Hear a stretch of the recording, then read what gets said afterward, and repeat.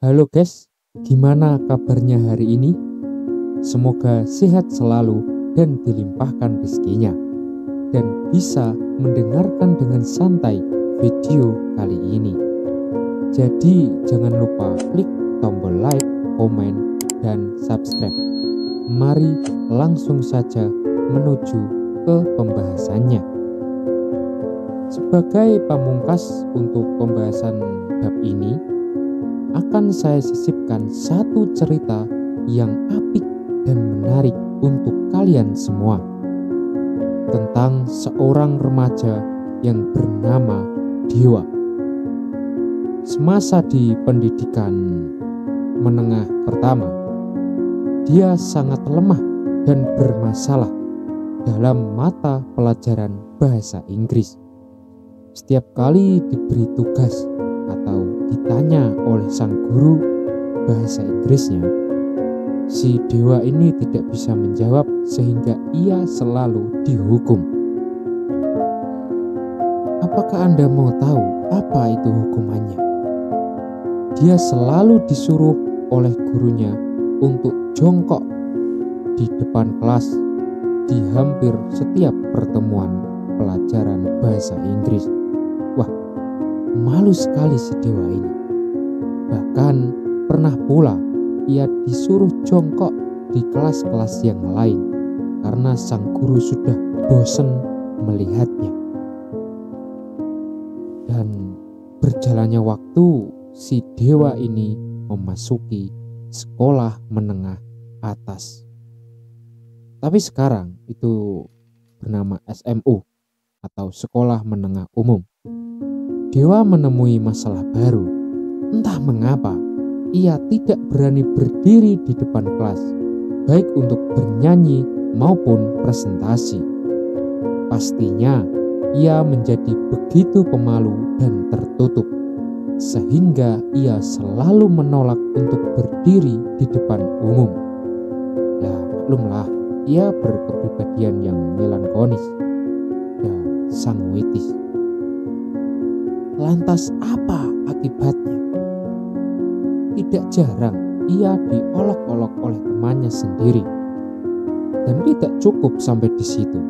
Dalam mata pelajaran kesenian, dalam hal ini adalah menyanyi, ia mendapat angka merah. Sementara siswa lain tidak.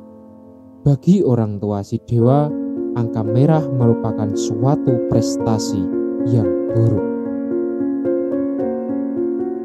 Waktu pun berlalu. Selang beberapa tahun Dewa beranjak dewasa. Ia menamatkan kuliah dan kemudian mempunyai usaha sendiri. Bagaimana keadaannya sekarang?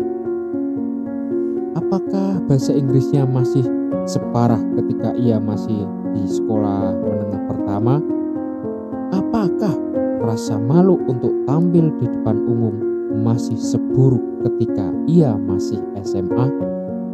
Oh, ternyata Dewa sangat berubah. Benar-benar berubah. Sekarang ia sudah mampu berkomunikasi dalam bahasa Inggris dengan baik. Bahkan sebelum menjadi pengusaha, ia sempat menjadi penerjemah untuk proyek PBB, dosen untuk international class, dan pencipta lagu dalam bahasa Inggris. Soal tampil di depan umum gimana, Pak? Juga no problem.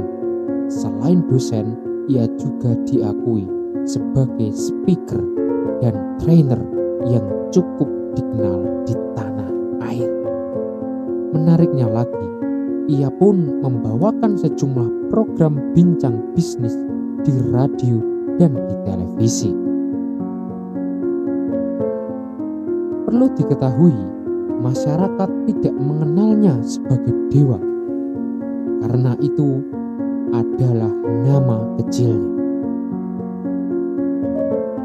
Ia kini lebih sering disapa dengan nama Ipo.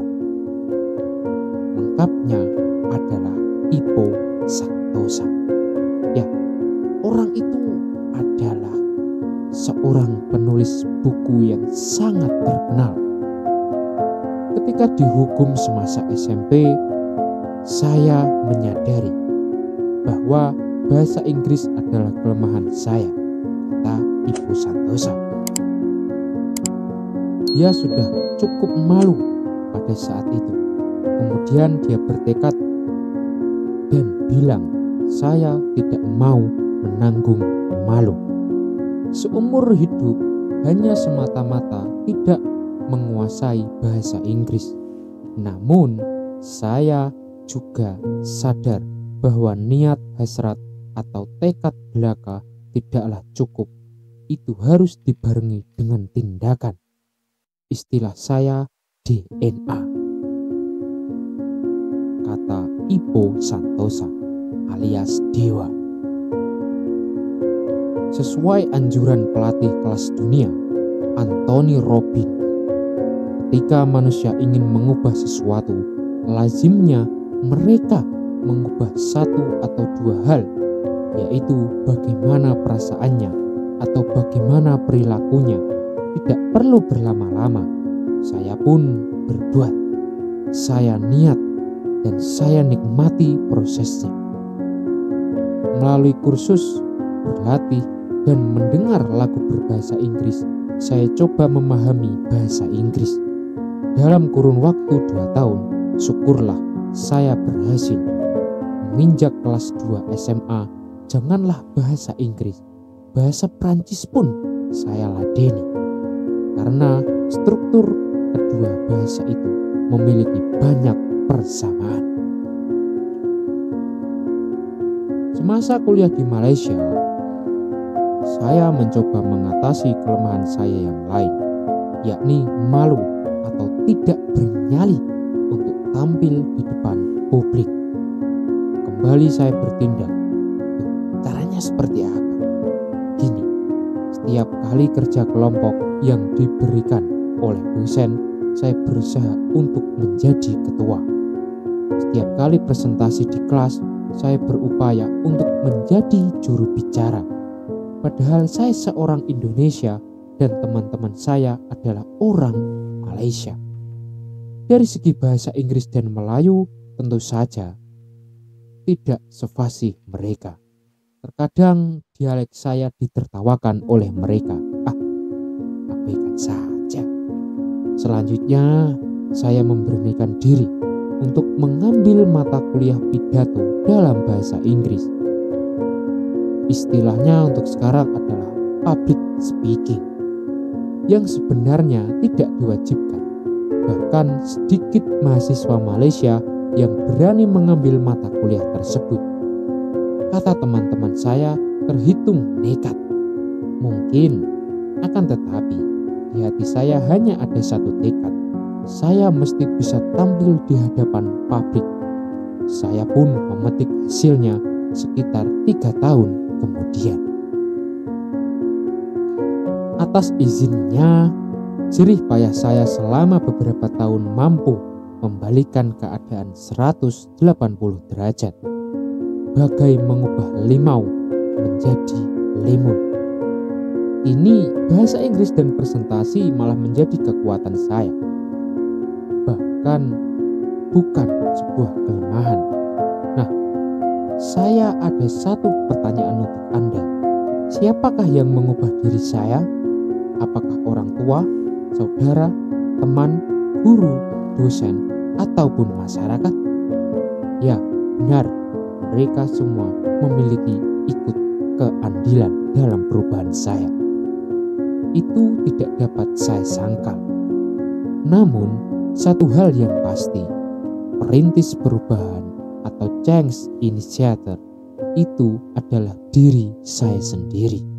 Saya tidak mau berpangku tangan ataupun menunggu pihak lain untuk membawa perubahan pada diri saya.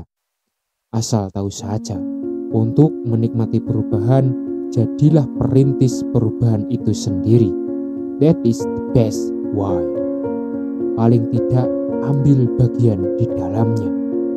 Sewaktu saya bersua dengan Hoi Den Huon dan Wee Beng Kiok, 2 asosiat profesor dari Universitas Nanyang di Singapura, kami berbincang banyak soal perubahan-perubahan yang tengah melanda Asia. Cukup mengejutkan dan menakjubkan sekali. Namun bagi saya itu belum seberapa. Karena justru yang paling mendesak adalah bagaimana meng-create perubahan pada diri sendiri. A.A. Gim merumuskannya dalam 3M. Ada yang tahu siapa itu A.A. Gim? Nah, 3M itu apa? Mulai dari diri sendiri, mulai dari hal yang kecil, dan mulai pada saat ini. Sekian tahun silam, saya belum mengenal sosok A.A. Gim. Namun ternyata saya telah menerapkan 3M. Karena saya yakin itu adalah kebenaran yang universal. Bukankah Yang Maha Kuasa telah menjanjikan, sesungguhnya Tuhan tidak akan mengubah keadaan suatu kaum sebelum kaum itu mengubah keadaannya sendiri, dan tiada yang ia dapatkan kecuali dari apa yang ia usahakan. Inilah hukum kausalitas yang telah ditetapkan olehnya. Pasti itu, sepasti-pastinya. Dengarkan saya kali ini. Jangan mengandalkan orang tua, saudara, teman, kekasih, guru, pemuka agama, masyarakat, atau pemerintah untuk mengubah diri kita. Tentu saja mereka dengan senang hati akan membantu kita tanpa diminta sekalipun. Namun, seperti yang sering saya jabarkan di berbagai pelatihan, perintis perubahan itu tetap adalah Anda sendiri. Tidak dapat diganti, tidak dapat diwakilkan, tidak dapat juga ditawar-tawar. Tolong digarisbawahi, satu-satunya orang yang paling peduli akan masa depan Anda adalah Anda sendiri. Dan tak lupa, dengan segala kerendahan hati, sengaja saya mengambil diri saya sebagai contoh. Sama sekali bukan untuk membangga-banggakan diri, apalagi saya masih menyimpan segudang kelemahan. Akan tetapi, untuk menghadirkan contoh yang lebih konkret, saya adalah pelaku bisnis yang kurang lebih sama dengan Anda. Benar demikian. Kalau saya contohkan Kolonel Sanders. Ada yang tahu siapa itu Kolonel Sanders? Ya, sekali lagi Anda benar. Kolonel Sanders adalah pendiri KFC. Ray Kroc, penggerak McDonald. Thomas Edison, penemu yang sangat legendaris. John Lennon, pendiri Beatles. Michael Jordan, pembasket fenomenal. Atau Bill Gates, pemilik Microsoft. Mungkin akan terkesan agak mengada-ngada bagi Anda. Ya, ketinggian. Memang, sebagai pelaku bisnis, kita sering mengharapkan hasil yang instan dan spontan. Namun, ahli pengembangan diri seperti John Maxwell menuturkan, kesuksesan itu baik dalam bisnis maupun dalam bidang lainnya dibangun setiap hari, bukan dalam sehari. Ya, itu adalah proses. Saya pun sependapat dengan beliau. Guru kegagalan asal Malaysia, Billy Lim, saat bertemu dengan saya menegaskan juga, bukan kekayaan yang paling penting, melainkan proses dalam meraih kekayaan. Sekali lagi, prosesnya. Saya pun berharap kata-kata mereka dapat menjadi pemicu dan pemacu bagi Anda untuk merintis sekaligus menikmati perubahan. Tentu saja perubahan yang positif tentunya. Perubahan demi perubahanlah yang membuat kehidupan kita lebih matang dan menantang. ubahlah dunia jika Anda mampu. Namun, setidak-tidaknya ubahlah diri Anda sendiri terlebih dahulu. Itu lebih masuk akal, bukan? Ilmuwan yang amat disegani seperti Charles Darwin. Beliau pernah berwasiat, "Prophets a plentibus gorgeous." Apa Anda tahu artinya apa? Pohon oak yang besar berasal dari benih yang kecil ketika tumbuh. Paling kurang dalam skala kecil saya telah membuktikannya, dan saya percaya Anda juga bisa. Resepnya hanya dua, tekad yang kuat dan tindakan yang cepat. Ringkasnya, dream and action. Seperti yang saya paparkan dalam bab sebelumnya, pada suatu kesempatan pengusaha gemilang dan penulis buku Macmillan Marketing, Roger Konopasek, sempat berpesan serius pada saya. Kecepatan itu adalah segala-galanya dalam pasar. Ketika Anda memulainya, percayalah, itu adalah anak tangga pertama menuju puncak kesuksesan. Come on, ayolah, tunggu apa lagi? Tutup video ini dan segera bertindak.